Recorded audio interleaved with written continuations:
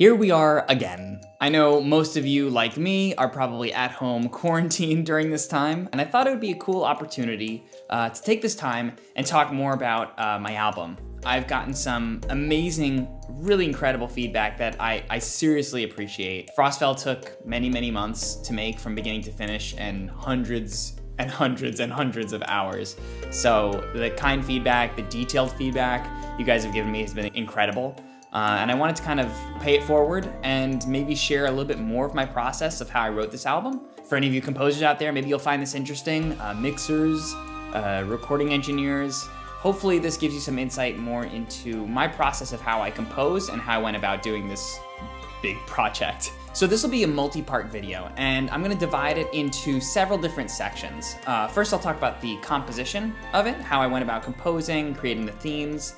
Then I'm gonna talk about the orchestration portion of it, the recording session, and then lastly, the mixing and the mastering. When I was writing this album, I did think of them in separate chunks, just because thinking of everything at once would be completely unmanageable. So this first part's gonna be the composing part. It's the part I'm probably most excited about as a composer. So what we'll do is we'll talk about kind of the main themes of Frostfell and how they came to be, and how I organized this album in my head.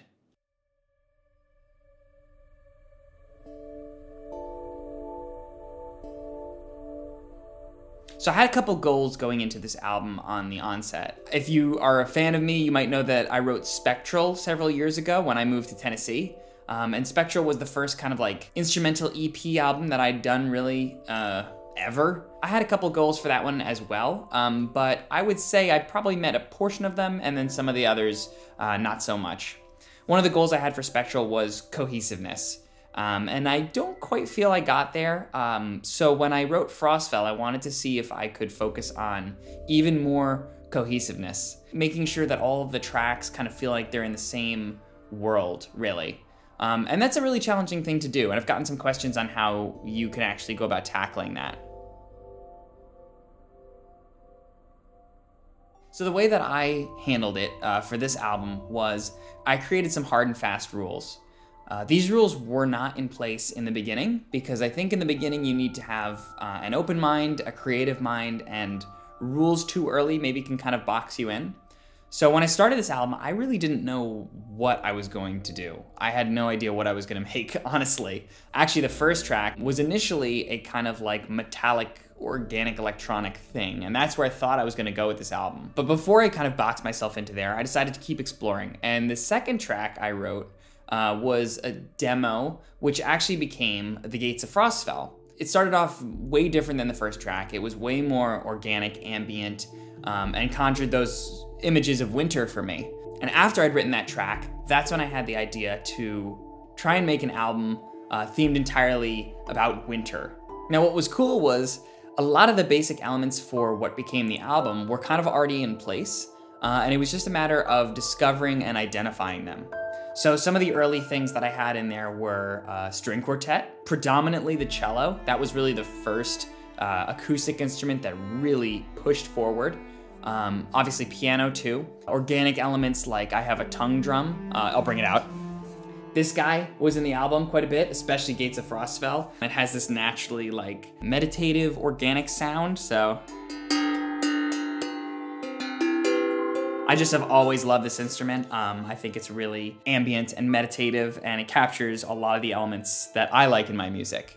So with The Gates of Frostfell in place, and I didn't know it was that title at the time, I started composing more music, just based on the kind of different atmospheres that I liked. In terms of textures, I wanted to have a balance between orchestral, electronic, and ambient, natural organic ambience. So the way I did that, and the way I created more cohesiveness, was I created a bunch of personal sampler instruments. So these sampler instruments are using different ambient sounds, particularly sounds from different national parks during winter. They also use animal sounds. I did a recording session here in my studio where I recorded a bunch of frozen ice. Probably almost gave myself frostbite doing it, but I was holding like different sized chunks of ice and clicking them together and breaking them and shaking them. And then what I would do is I would go through all of the tracks that I had, and I would just try and infuse those in different places. So sometimes it can be easier when you're looking for this cohesiveness. Instead of trying to make your box too early, you come up with tools or like color palettes that you're gonna use scattered throughout your piece. The other way that I created cohesiveness was purely through the mixing and the mastering. That's something we'll talk about more in the final episode.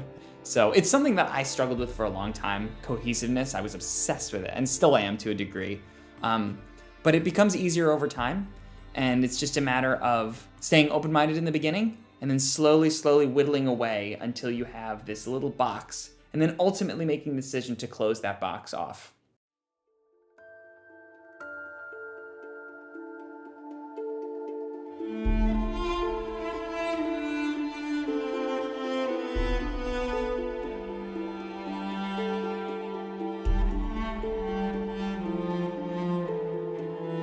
Something I identified very early in my experimenting and drafting was this descending theme. It was the opening theme that comes in the cello in the Gates of Frostfell, and that wound up becoming the Frostfell theme. There's 3 themes actually in total in the album, really, that I focused on.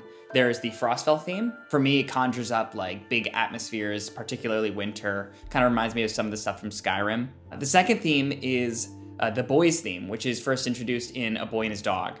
And then the third theme is the prophecy theme. Each of these themes serves different narrative purposes in the album, and these were things that I kind of fleshed out along with creating the story.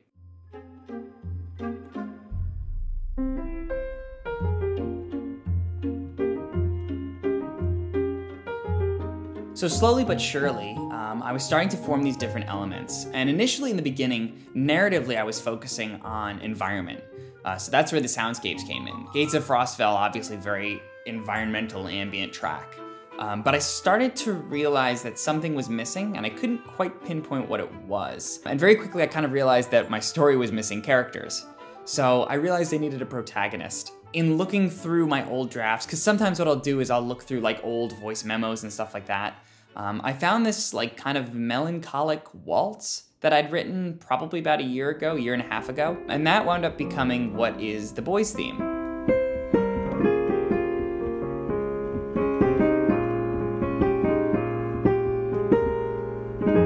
It doesn't have any thematic connections to the Frostfell theme, but I kind of made an excuse for it, thinking that if the boy is this to-be hero, and we don't know that he's the hero yet, it might make sense for his theme to kind of sit a little bit outside of the world of Frostfell, because he's like the outlier. He's somebody who like sticks out. That was the excuse I gave myself anyway.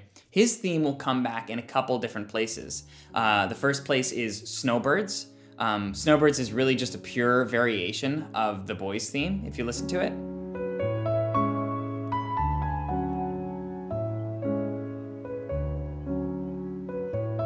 It also comes in Leaving Home in a more subtle way at the very beginning. It represents sort of him saying goodbye to his family. I wanted to come up with like kind of a warmer track.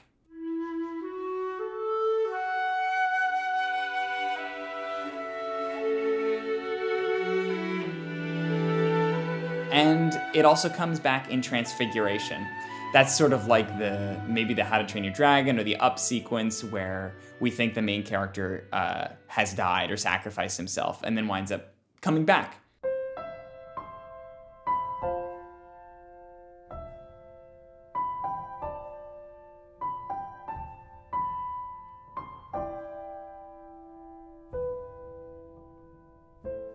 So I knew that those were going to be the placements, just based on what stories typically do. The hero's journey is really what this album is. And the prophecy theme was sort of developed as a way to signify this boy's fate.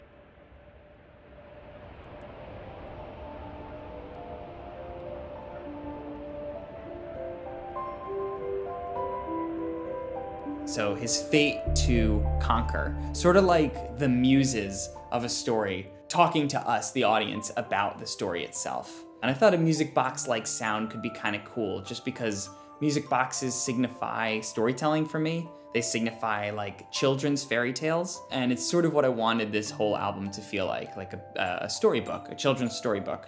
The rest of the tracks were really just formed as variations off of these different themes. If you notice in Vast Tundra, there's a little moment where it echoes the Frostfell theme just for a second.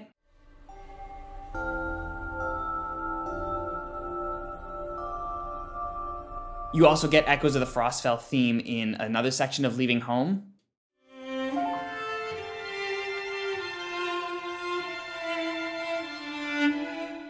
It pops up again in Plotting a Course.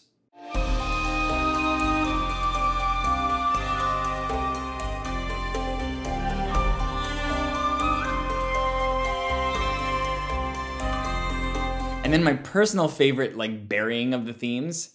It's a little bit obvious when the Frostfell theme comes up in Showdown, but in Showdown, the actual weird ostinato pattern that happens, that's actually just a variation of the Prophecy theme.